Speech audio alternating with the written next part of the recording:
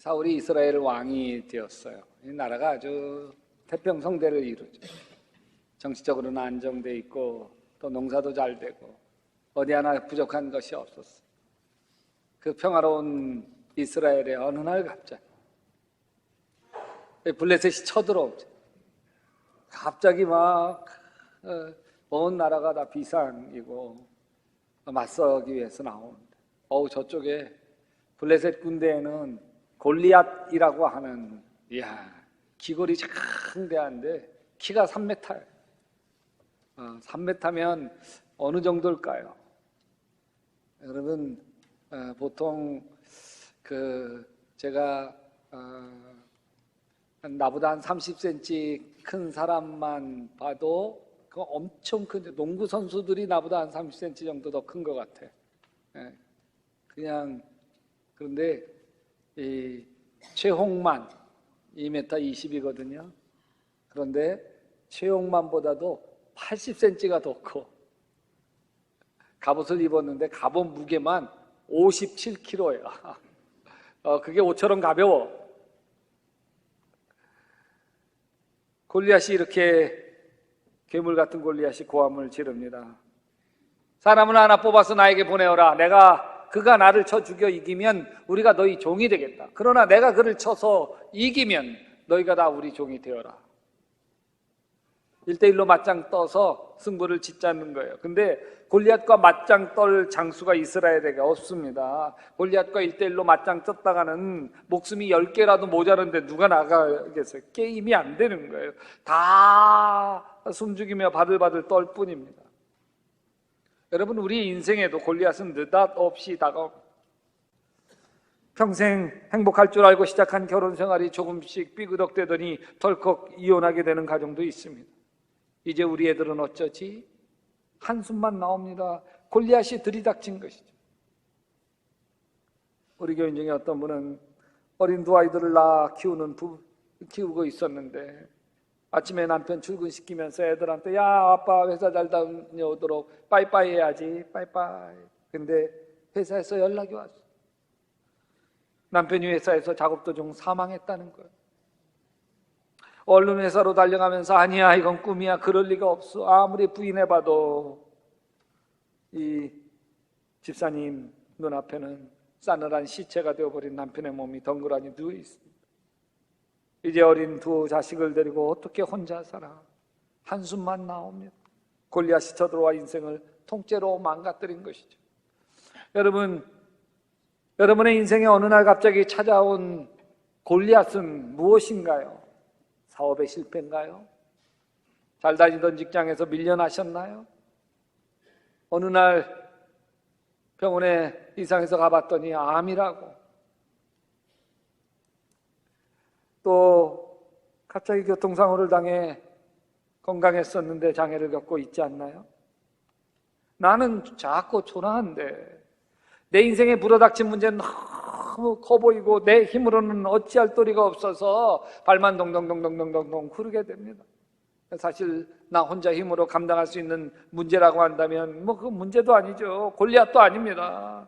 내 힘으로 어쩔 수 없기에 골리앗인 것이죠. 내 삶의 소중한 것들을 다 빼앗아가기 때문에 골리앗입니다. 어느 날 갑자기 골리앗이 이스라엘을 쳐들어와서 온갖 모욕적인 말로 이스라엘 군대를 조롱하여도 누구 하나 못 나서요. 골리앗 앞에 숨죽이며 바들바들 떨고 있을 뿐이죠. 이때 아버지의 심부름으로 다윗이 전쟁터를 찾아옵니다. 무로무로 형들을 찾아서 반갑게 이야기를 나누고 있는데 갑자기 또 골리앗이 나타나가지고 전과 똑같은 말로 싸움을 걸어왔습니다. 1대1로 맞짱 떠자는 것이죠. 골리앗이 나타나자 이스라엘 군인들이 아주 쏜살같이 다 달아나 숨습니다. 숨어서 수군대는 소리를 다윗이 듣게 돼요.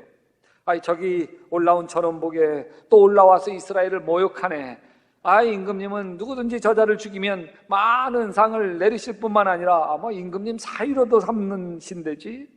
귀가 솔깃해진 다윗이 다시 묻습니다. 저 블레셋 사람을 죽이는 사람에게는 어떻게 해준다고요? 저 할례 받지도 않는 블레셋 녀석이 무엇이기에 살아계신 하나님 섬기는 군대를 이렇게 모욕하는 것입니까?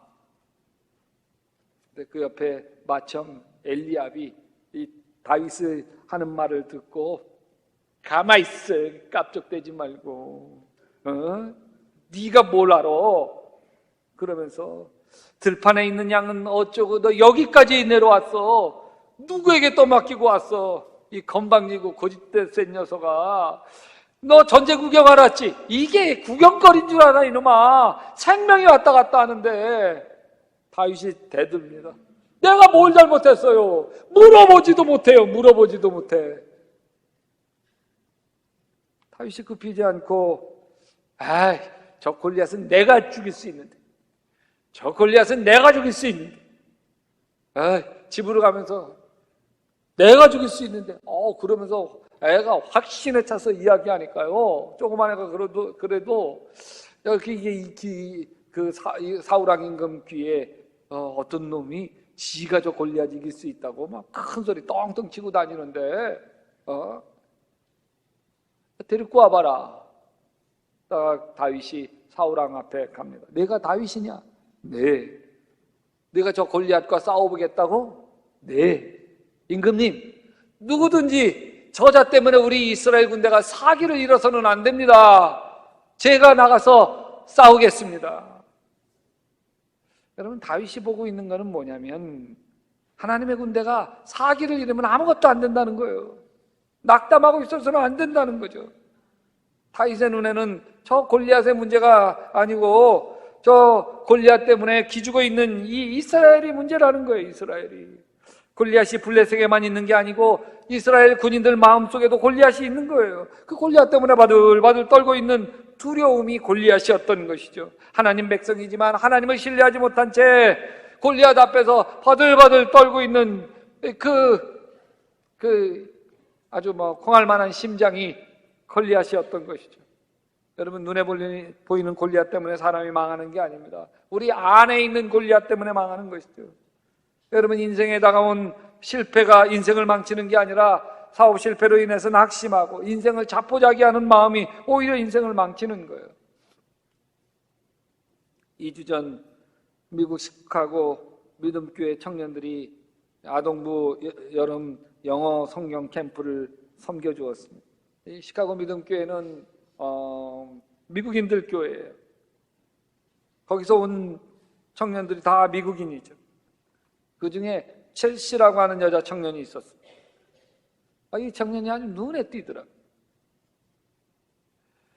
이 청년이 눈에 띈 거는 파란 눈에 노란 금발머리여서 아니에요. 오히려 필리핀계 미국인이에요. 그래서 얼굴이 까마잡잡. 아니, 그럼 키가 크고 이래가지고서 눈에 띄었나? 아니에요. 오히려 키가 너무 작아. 초등학교 4학년 정도 키예요. 1m 한 40쯤 되나? 아주 작아. 근데다가 아주 통통해. 그러니까 어쩌면 한 23살쯤 되는데 그렇게 매력적이지 못해요. 근데 얼마나 활달한지 몰라. 얼마나 유쾌한지 몰라. 그냥 사람들하고 얼마나 쉽게 활달하게 웃으며 이러면서 재밌게 잘 지내는지. 미국에 자기 남자친구도 있고 내년에는 자기 남자친구와 한국을 둘이 여행 올 생각이에요. 여기 아이들에게 물어봤어요. 선생님들, 미국에서 온 10몇 명의 선생님들 중에 가장 너희들이 좋아하는 선생님이 누구냐? 애들이 한결같이 첼시요. 그때 느꼈어요. 야, 못생긴 것보다 더 못난 거는 못생겼다고 하는 열등감이구나. 정말 못 배웠다고 하는 것보다 더 문제가 되는 거는 나는 못 배운 사람이야. 자격지심에 걸리고 자기를 초라하게 여기고 이런 마음이 오히려 사람을 초라하게 만드는구나. 여러분, 출애굽한 이스라엘 백성들이 1년 몇 개월을 지나 가데스 바네아라는 곳에 이르렀습니다. 여기 가나안 적정 지역이고 가나안 들어가려고 출애굽한 거니까, 그러니까 이스라엘 백성들 각 지파별로 한 명씩 12명을 뽑아서 40일 동안 가나안 땅 정탐하고 오람. 와가지고 보고를 하는데 10명이 한결같이 뭐라고 이야기하냐면 그 가나안 땅 너무 기름진 땅이라는 거예요. 소출도 잘 나고 너무 좋대. 그런데 우리는 안 된대. 왜? 거기에 성읍이 아주 난공불락의 요새가 있고, 거기 주민들은 안악자손 거인들이에요. 거인들. 그들이 우리 보기에 우리는 메뚜기 같은 존재라고. 들어갔다가 오합지졸 이스라엘 백성들 들어갔다가 그냥 다 박살난다고. 처자식 사로잡히고 이제 끝이라고.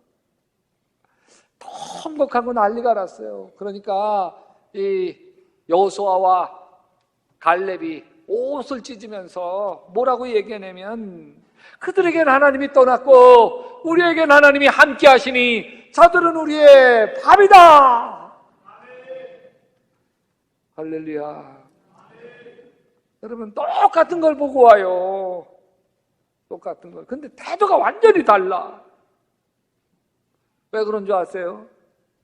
눈에 보이는 거대한 안악자손이 정탐꾼들 10명의 마음속에 두려움의 안악자손을 만들어 놓았기 때문에 그래요. 안악자손이 골리앗이 아니에요. 우리는 메뚜기 같은 존재야. 우리는 도저히 불가능해. 이 낙심하는 마음이 골리앗인 거예요. 안악자손이고.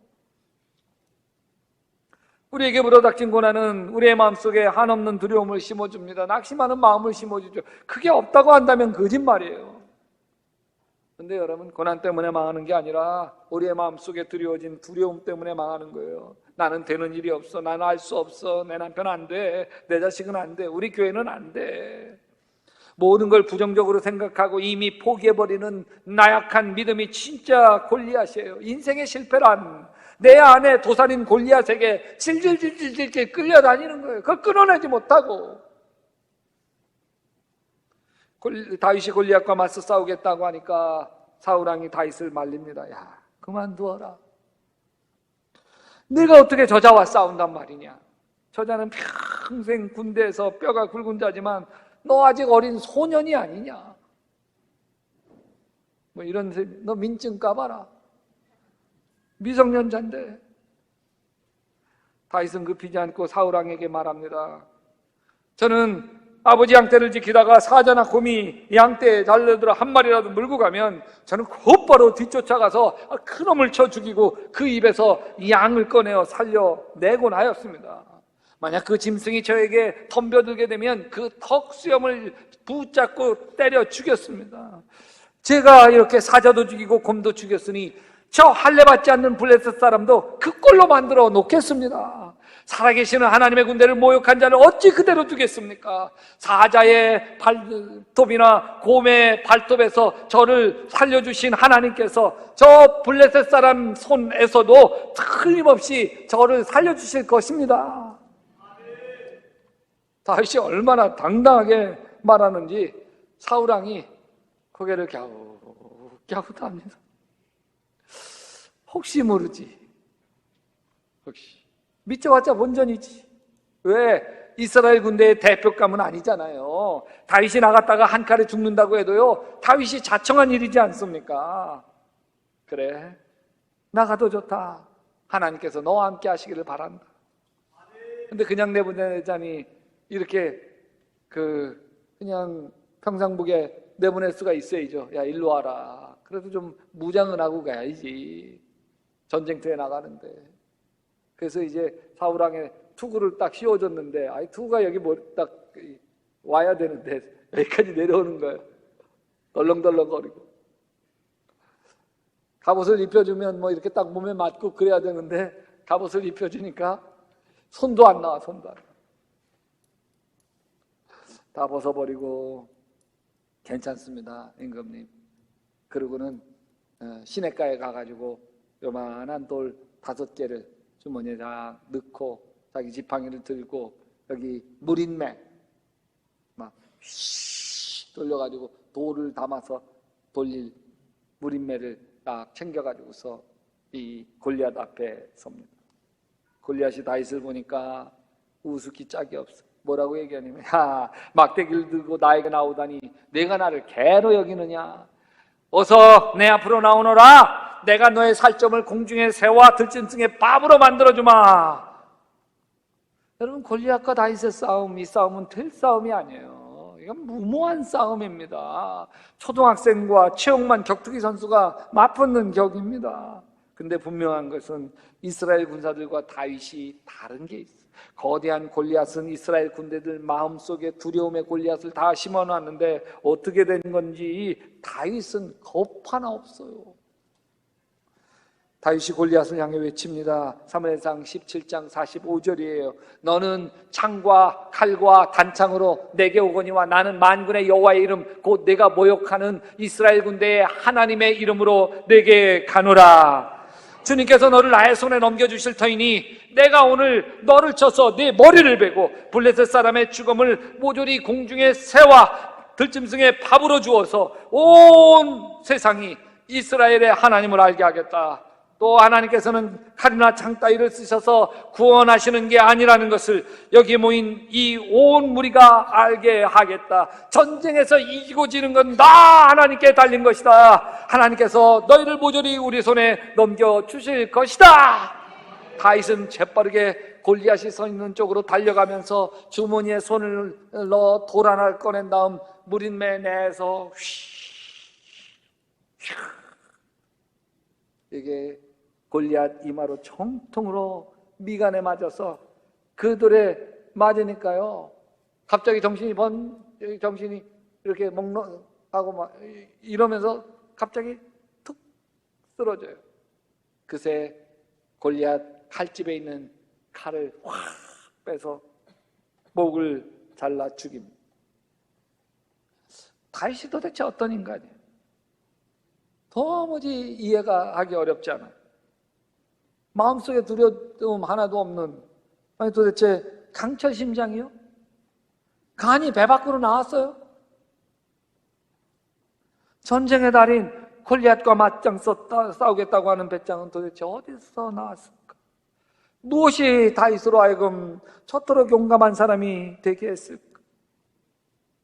아무리 봐도 하룻강아지 범 무서운 줄 몰라서 그런 것 같아 보여요. 어디서 저런 용기? 여러분, 그 이유는요, 다윗 마음에 새겨진 게 있어요. 다윗 마음에 새겨진 맛. 다윗이 15살 때였습니다. 사무엘 선지자가 자기 집으로 오더니 장차 하나님이 왕으로 세우실 사람 뽑겠다는 거예요. 위로 형들이 즐비했고 자기는 뭐 왕감도 아니니까 막내라서 아버지가 시키는 대로 양떼를 돌보고 있었어요. 근데 엘리압도 아미나답도 삼마도 이 자기의 형들, 아주 기골이 장대하고 멋있는 형들이 다 대자를 맞아. 대신 다윗을 들어오라고 하더니 사무엘 선지자가 기름을 부으면서 전혀 생각하지 못했던 말을 해줍니다.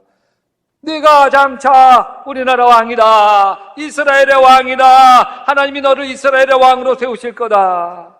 다윗이 고작 15살 때 그 말이 믿기지 않았습니다. 왕이 된다면 큰형 엘리압이 돼야지. 외모도 조각미남인데다가 키도 원출하고 몸은 근육질이고 누가 봐도 큰형이 왕감이지. 자기는 왕이 될 제목이 아니에요. 그런 체질이 아니에요. 근데 이상하게 그 말이 마음에서 안 떠나는 거예요. 양떼를 돌보면서도 마음에서 떠나지 않는 거예요. 왜? 그 말은 그냥 누군가 사람이 한 말이 아니라 그 말이 하나님이 하신 말씀으로 마음에 새겨졌기 때문에 그래요. 그것을 성경은 이렇게 표현합니다. 사무엘상 16장 13절에 사무엘이 기름 뿔병을 가져다가 그의 형제 중에서 그에게 부었더니 그날 이후로 다윗이 여호와의 영에 크게 감동되니라. 하나님의 영에 감동되었다고 하는 말은 사무엘이 한 말이 다윗에게 하나님이 하신 말씀으로 다윗 마음에 믿게 되었다는 거예요. 아, 나는 이스라엘 왕이 될 사람이지. 하나님이 나를 왕으로 세우실 거야. 여러분, 이 믿음이 사자와 곰도 무서워하지 아니하고 끝까지 끝까지 쫓아가서 그 입에서 양을 꺼내오게 만든 거예요. 이 믿음이 골리앗과도 맞짱뜨게 만드는 거죠. 우리 인생에 어느 날 갑자기 밀어닥친 고난은 우리를 낙심하게 만들어. 난 실패자야. 난 별 볼 일 없지. 뭐 내 인생에 되는 일이 있어야지. 이제 끝이지 뭐. 현실을 보면 그럴 수밖에 없어. 내가 지금 처한 처지를 보면 그럴 수밖에 없어. 그러나 바로 그 순간 여전히 나와 함께 하시는 하나님을 바라볼 수 있게 되시기를 바랍니다. 저는 많이 부족한 사람이에요. 실수도 잘하고 허물도 많아요. 그래서 개척교회 시절에 참 어려움을 많이 겪었어. 어떤 때는 충성스럽게 헌신하던 집사님 한 분은 여선교회 회장이고 한 분은 여선교회 총무였는데 더 큰 교회에서 훈련받고 싶습니다. 그러면서 교회를 떠나겠다는 거. 그러니 어떻게 해요? 신방을 가죠. 신방 가가지고서 붙잡으려고 애원을 해요. 왜 떠나? 근데 이미 떠나버린 마음을 돌이킬 수가 없어. 아무리 애원하고 잡으려고 하고 안 돼.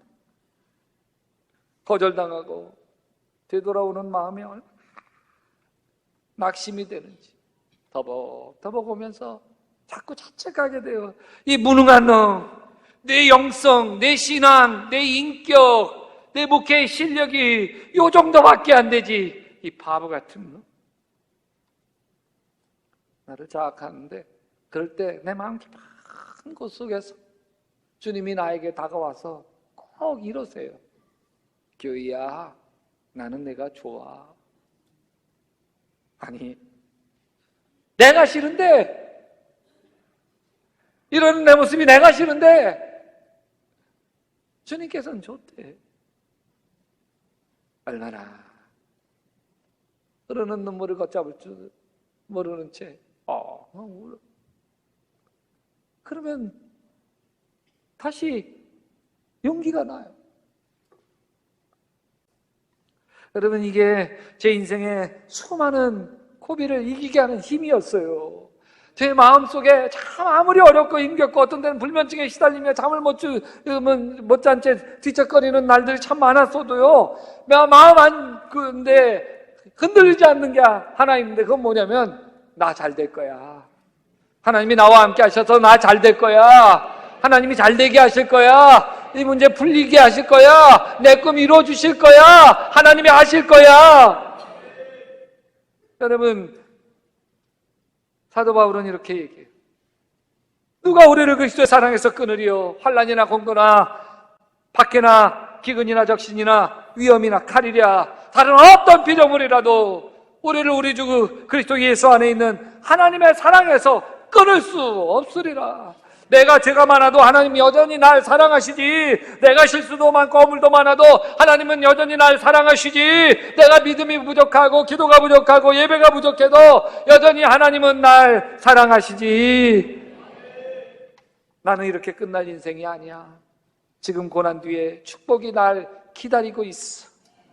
로마서 8장 31절에 이렇게 얘기해요. 같이 한번 읽어봅시다. 만일 하나님이 우리를 위하시면 누가 우리를 대적하리요? 자기 아들을 아끼지 아니하시고 우리 모든 사람을 위하여 내어주시니가 어찌 그 아들과 함께 모든 것을 우리에게 주시지 아니하시겠느냐. 여러분, 우리가 하나님의 자녀예요. 예수까지 희생해서 우리를 하나님의 자녀 삼아주셨는데 우리를 지키시고 보호하시고 도우시고 인도하셔서 지금의 고난이 축복이 되어지도록 인도해 주실 줄로 믿습니다. 믿음대로 될지어다.